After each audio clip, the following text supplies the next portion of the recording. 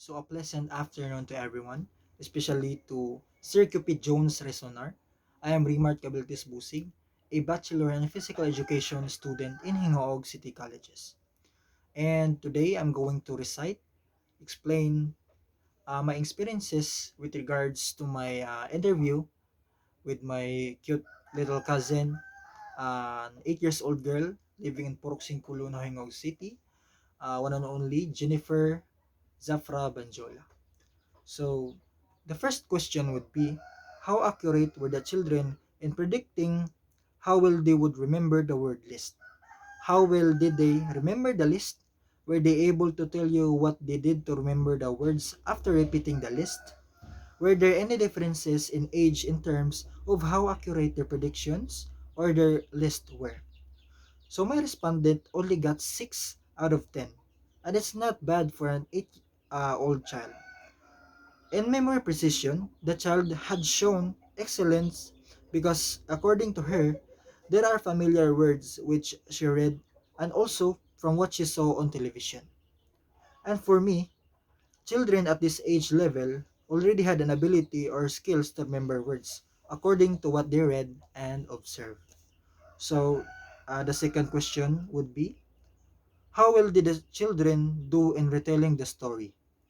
Did the children tend to tell the story in the correct order or in the order you told it? Were there age differences on how they responded here?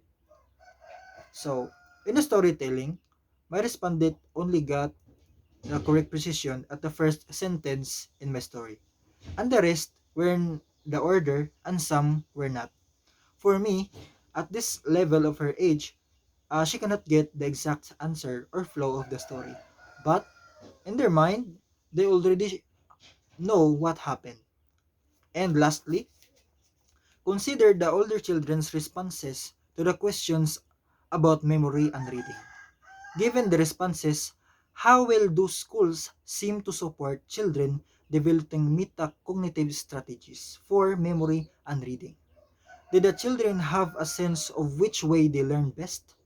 Do they seem to think that teachers help them with this? How effective those schools seem to be in creating, supporting, and appreciation of reading in children. Do the children seem to see teachers being helpful in these areas? So according to my respondent, in school, teacher were always having a reading session with their students individually. And for me, it seems that teachers were doing their best to teach children in reading. I even confirmed it with my mother, also a teacher here in our locality, that they do reading when the children pass their modules at school.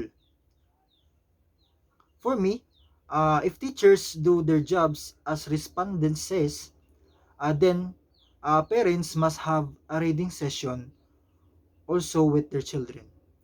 Yes, the majority of them have jobs to do, but leaving a reading book to the children or reading at night time will be effective. The teacher must move, yet also the stakeholders.